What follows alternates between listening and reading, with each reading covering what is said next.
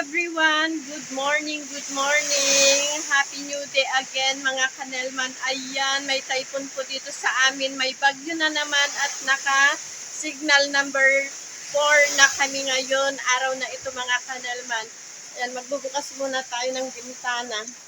Buksan lang natin ito para lumiwanag. Ayan. Nandito tayo ngayon. Tignan natin ang atmosphere ngayon dito. Ayan mga kanelman, ang typhoon ngayon sa amin. Malakas ang ulan. Ang napungaring ngayong araw na ito, signal number 4 na kami mga kanelman. Ayan ang typhoon sa amin ngayon mga kanelman. Ang lakas-lakas ng hangin at ulan. Ayan ang napungaran ko ngayong umagang ito. Malakas na hangin at nakasignal number 4 na kami dito sa Isabela mga kanelman. Ingat po tayong lahat mga kanelman. Let's go to the max. Kaya lang, ito lang tayo sa bahay ngayon mga kanelman.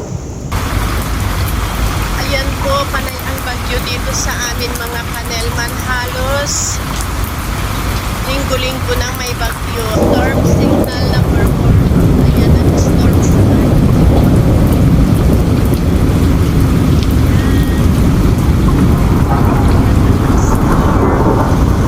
Masyadong malakas ang ulan ngayong araw na ito mga kanelman.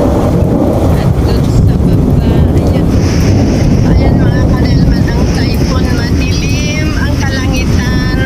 Ito ang nabungaran naming umagang ito mga kanelman.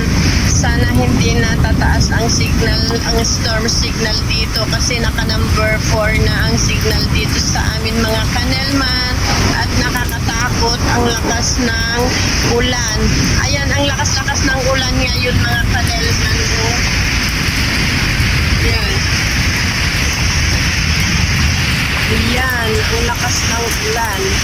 So, yan muna guys, ang update natin for today's video sa typhoon na nandito sa amin ngayon. Bye! Thank you for watching. God bless and mag-ingat po tayong lahat. Bye-bye!